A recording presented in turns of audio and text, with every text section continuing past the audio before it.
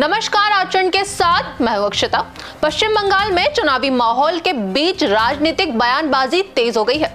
मुख्यमंत्री ममता बनर्जी ने केंद्र सरकार और बीजेपी पर गंभीर आरोप लगाया है, जिसके बाद बीजेपी नेताओं ने भी तीखा पलटवार किया है। क्या है पूरा मामला, देखिए रिपोर्ट।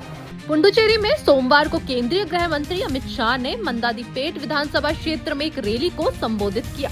रैली के संबोधन में शाह ने कांग्रेस पर बड़ा हमला बोला और कहा कि राहुल गांधी पाकिस्तानी पेट्रोल की कीमत को भारत की कीमत बताकर भ्रम फैला रहे हैं। उन्होंने कहा कि पीएम नरेंद्र मोदी के राज में देश में सभी को पेट्रोल डीजल मिल रहा है और दाम भी नहीं बढ़े हैं। गल्फ वॉर के कारण, अमेरिका और ईरान के युद्ध के कारण भारत में पेट्रोल के दाम बढ़ गए। भाइयों बहनों, उनकी बात तो सही है।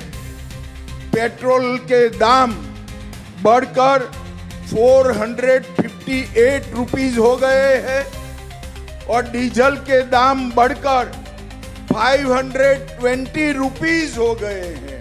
मगर राहुल बाबा, वो भारत में नहीं पाकिस्तान में हुए हैं, पाकिस्तान में हुए हैं।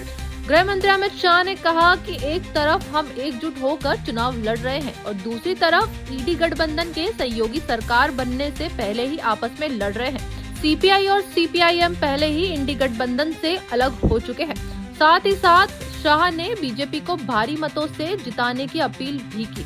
30 सीटों वाली पुडुचेरी की विधानसभा में बीजेपी 10 सीटों पर चुनाव लड़ रही है। पुडुचेरी में बीजेपी का गठबंधन अखिल भारतीय एनआर कांग्रेस के साथ है। पुडुचेरी में एक चरण में चुनाव होगा और यहां आगामी 9 अप्रैल को वोट डाले जाएंगे।